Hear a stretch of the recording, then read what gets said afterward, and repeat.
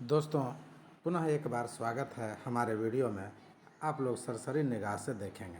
आज मैं बतलाने जा रहा हूँ प्रसंभववाद। क्या है प्रसंभववाद? यानी कि प्रोबेबिलिज्म। तो प्रोबेबिलिज्म जो है नौ निश्चयवाद की विचारधारा के आधार पर ही एक नई विचारधारा है जिसे प्रसंभववाद कहते हैं। तो प्रसंभववाद वादी विचारधारा के लोगों ने कहा कि जितना ताकतवर मानव है, जितनी शक्ति मानव को है, उतनी शक्ति प्रकृति को है। यानी दोनों की शक्ति बराबर है। कोई जो है न बलवान है और न दास है। जिस प्रकार के प्रकृतिवादी विचारधारा के तहत जो है कुमारी सेम्पुल ने कहा था कि प्रकृति जो है क्या है, वो शक्तिशाली है, और मानव को क्या बोला था कि मानव जो है दास है, गुलाम है। ऐसी बात इसमें नहीं है, ये कह रहा है। तो फिर दूसरी ओर हमने देखा था कि संभववादी विचारधारा के जो है हमारे विडाल डिलाब्लास महोदय ने कहा था कि प्रकृति ही सब कुछ नहीं है, मानव ताकतवर है और मानव अपनी बुद्धि विवेक के आधार पर जो है सारे काम को करता है। ये हमारे वीडियो में आप देख चुके होंगे। चलिए, ये बात तो हो गई। अब दोनों के बीच जो विवाद था, उस विवाद को ग्रिफिथ टेलर महोदय ने सुलझाया और नौ निश्चयवादी विचारधारा को दिया जो न्यू डिटर्मिनिज्म था। इसी विचारधारा से ओतप्रोत प्रसंभववाद आने की प्रोबेबिलिज्म को ऑस्ट्रेलिया के विद्वान स्पेट महोदय ने दिया और इन्होंने कहा कि मानव अपने जो बुद्धि और विवेक है उसके अनुसार प्रकृति से तालमेल करता है और दोनों के बीच में जो समन्वय का एक रास्ता बनता है वही हमारा प्रसंभववाद है। उसमें इन्होंने कहा कि कई संभावनाओं को मानव वातावरण में ढूंढता है और निश्चित जो संभावना है उसके लिए अनुकूल जो रहता है वही संभावना को क्या करता है, उपयोग में लाता है। अब यहाँ थोड़ा सा देखते हैं कि बुलरिज महोदय ने क्या कहा। बुलरिज महोदय निश्चयवाद जो विचारधारा जो थी, उस निश्चयवादी विचारधारा को क्या कहा कि ये साइंटिफिक डिटर्मिनिज्म है। यहाँ देखिए आप क्या कह रहा है, साइंटिफिक डिटर्मिनिज्म। साइंटिफिक मतलब क्या कि मानव जो है हमारा क्या है, मानव में ज्ञान है, बुद्धि है, विवेक है। यही चीज़ है यहाँ कि मानव में अपनी शक्ति है, बुद्धि है, तर्क करने की शक्ति है और इस प्रकार से क्या करता है, प्रकृति से हर एक प्रकार से जिस प्रकार से चाहे वो अपने आप में उसमें ढालता है, उसके अनुसार मिलने का काम करता है और वह रूपांतरण कर देता है किसमें, प्राकृतिक वातावरण में, अपने बुद्धि, बल और ज्ञान के कारण। इसलिए उन्होंने क्या कहा, इसलिए कहा उन्होंने कि समायोजन करना बहुत ही जरूरी है। किसको, मानव को समायोजन करना है वातावरण के साथ में, क्योंकि समायोजन करने के बाद, अच्छा समन्वय बनाने के बाद में सीमाएं निश्चित करने का जो क्षमता है वो तब मानव के पास आता है और मानव अपनी सृजन यानी सोचने की, नई चीज़ करने की कल्पना करता है और नए नए चीज़ों को खोजता है और आविष्कार करता है। इसलिए जो है क्या कहता है, मानव ने खुद कहा है कि आविष्कार किसकी जननी है, आवश्यकताओं की।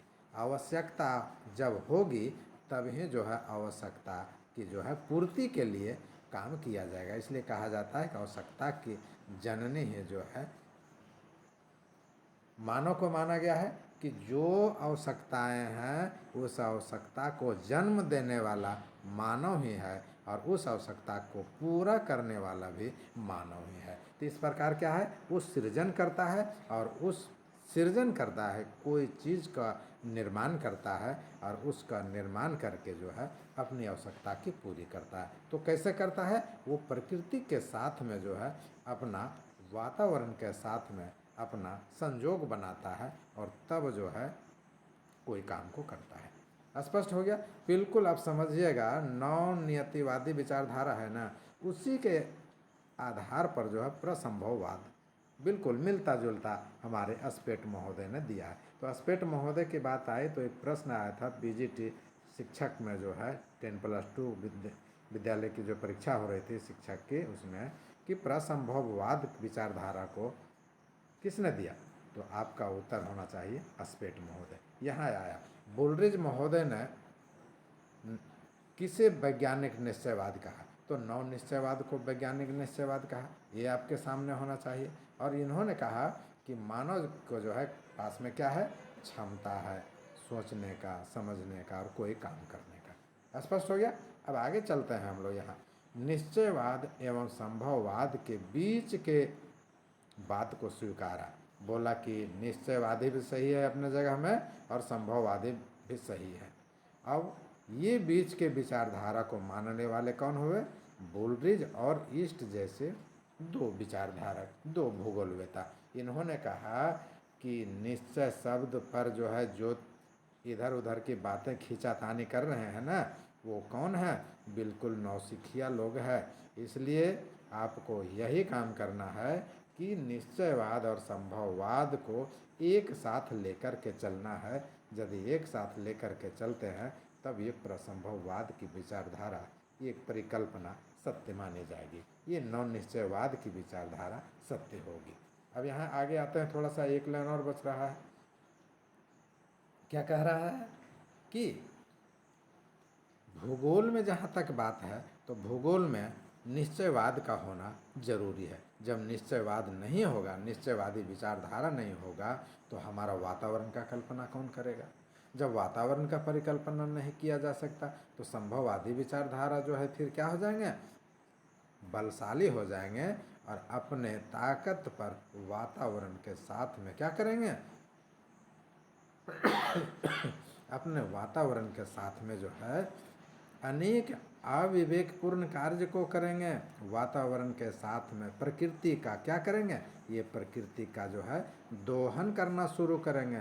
और प्रकृति का जब दोहन करेंगे तो नुकसान किसे होगा, मानव को नुकसान होगा, मानव को नुकसान होगा। और वर्तमान समय में जो है ये नुकसान किसे हो रहा है, वर्तमान समय में मानव को नुकसान हो रहा है। वो कैसे, क्योंकि देख रहे हैं वर्तमान समय की स्थिति, हमारे